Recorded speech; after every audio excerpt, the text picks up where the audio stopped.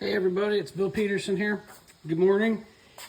And this weekend what we've got in store for everyone is rebuilding this ring and pinion and carrier and getting it back in the truck and the drive shaft back together. All of these parts end up going back there and that. Got a set of instructions here, so that's what we're going to be up to this weekend, and I will show that to you as we go. I was right when I speculated that some of these bearings were going to be made in China. Some of these bearings are also made in Spain, and even one or two of them, I think, are made in Taiwan. So I guess we got parts from all over the world, and we'll see how this goes together with everything. And that's what we're going to do. I thought I would show you some of the instructions for this because they're pretty funny. Smart enough, that's an assumption that they're making, even though you may not have attempted this before, and recognizing, of course, that you may be a bit slow. So that's me. Interestingly, right off the bat, they tell you to mark these two pieces because it matters, like the main bearings in an engine, it matters where they go because they're machined together. Of course, I didn't do that when I took it apart because I didn't have instructions and I didn't read the shop manual all that carefully, of course. But after some investigation, I think I got them back matched up. There's some threads in there that you use to tighten and set your lash on the gears. They really only line up really good in the way that they're here, so that's the way they're going on. And if it's wrong, it's wrong.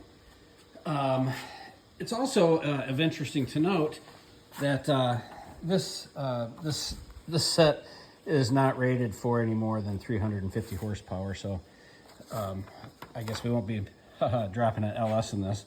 Of course not. Anyway.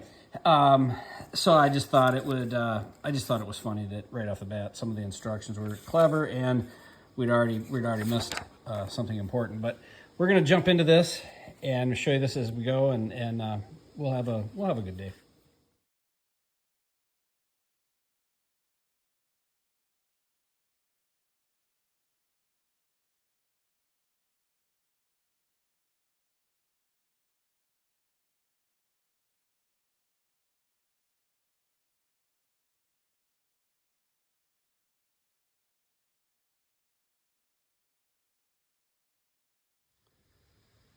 So, a set of instructions say that I need to pay attention here because it's important that the big double front pinion bearing goes on with the loading notch toward the pinion.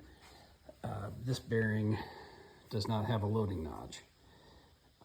It's sealed, so I don't really know what to do with that, but I'm going to take a guess and put it on the same direction that the other one was on and see what happens. Anyway, then the nut goes on and that all gets torqued to 240 pounds.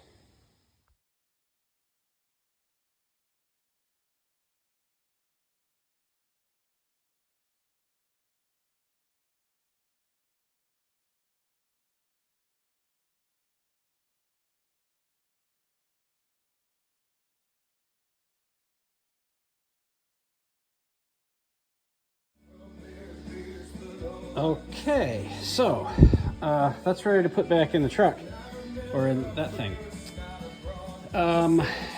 Yeah, the instructions were interesting on this. I also don't have a torque wrench big enough to do that. They said that if you couldn't get it to 200 and 240 pounds, when you pull your bench 6 inches off the ground with it, that's what you do. Anyway, that's gonna go in, and we'll put that in, and we'll see where we go from there. I've also got some ribs on the smoker, and I'm gonna go check them because it smells good. All right, new bushing for the torque tube is here. Calls to install it there. It's going to go in the end of that tube up there. I think I'm going to have a problem on the bench here. I don't have really any leverage on those jack stands, so I'm going to move that over to the bench and see if I can get it a little bit more stable before I tap this in using what the instructions say is a wood block. So, and then the propeller shaft goes back in that. You tap that in, and hopefully that will get you where you need to go. But we'll see. All right, well, it's going in, and it's a tight fit. And they said it was going to be a tight fit. And they said to do it this way, so I am.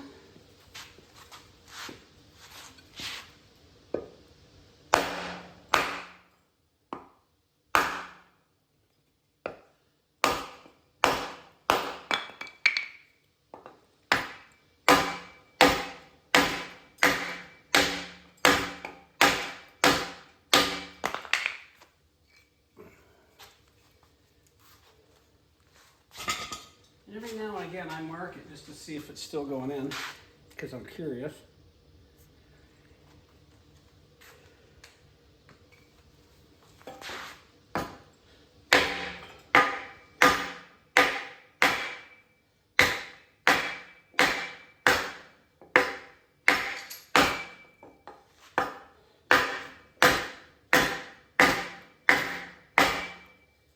And it is moving ever so slowly.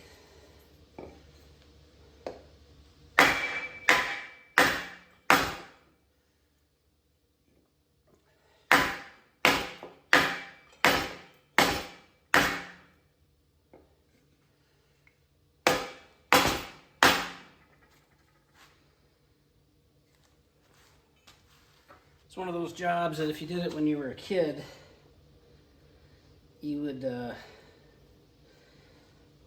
not know if you were doing it right at all. And even though I'm following the instructions, it just seems like it's going in kind of hard, but we'll keep doing it. Might heat it up a little bit just to see if it goes in any easier. Anyway, you get the picture. I'll come back when it's in.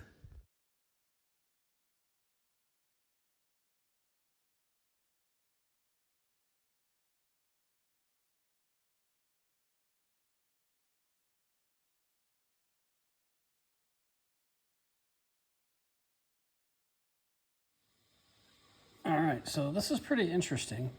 The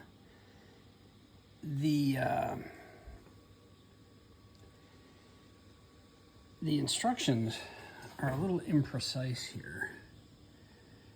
I don't have one of these J4050 tools, but they don't really tell you how to measure the backlash on this.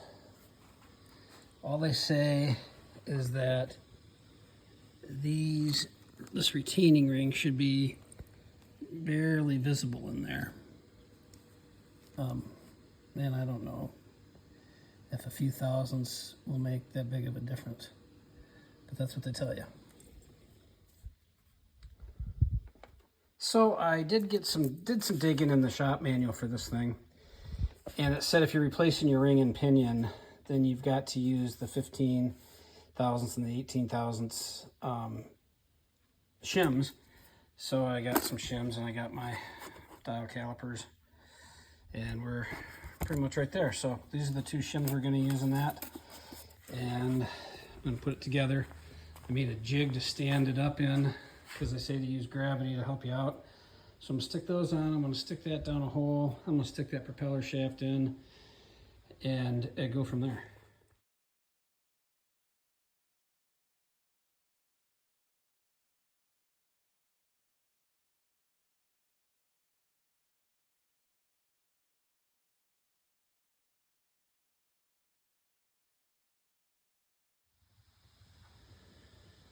Okay, so that's in there, and it says that in these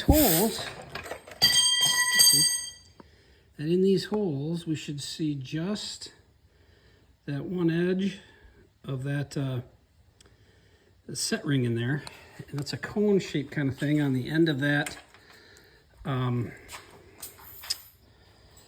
the end of that, that this nut sets into and allows you to tighten that in and adjust it. So the pinion's in.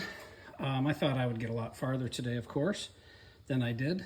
And that's what I got done.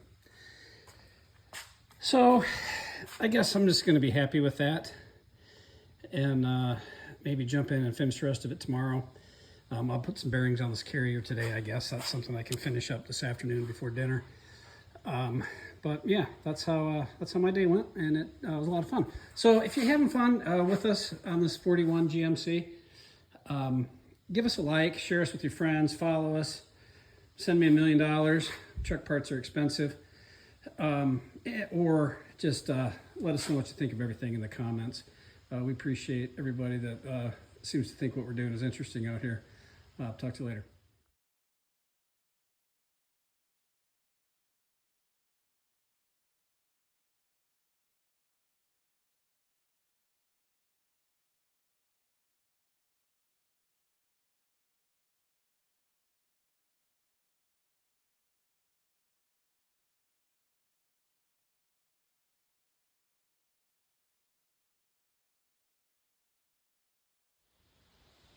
All right, well, the first one on good. I have to turn it over. They were very specific in the instructions to only hit the center of this when you're pushing that on there. So that's what I'll do. I'm using my big lead hammer that Alan gave me from Alan's Pretty Okay Machine Shop. I'm trying to mention Alan's Pretty Okay Machine Shop. He's got a pretty okay campground too. I'm trying to mention that in every video. And yeah, then just a bearing punch there. It's a little bit easier than putting it into the press and pressing it on. But that's what we're gonna do next, and then we're gonna call it a day. I might get it set in that rear end assembly and just set in there today and see what happens, just so that I got some of these parts off the bench. But we'll see after that.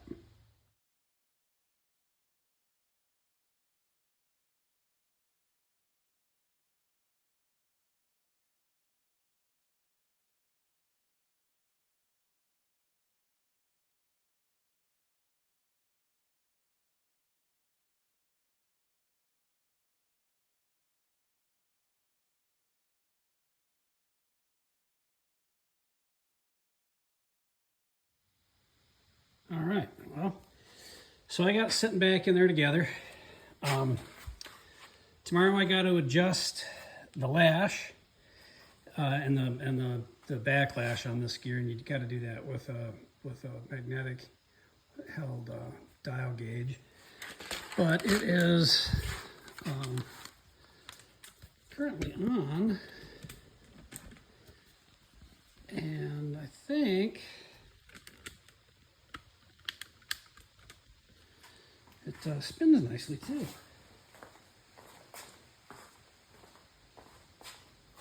Without too much effort.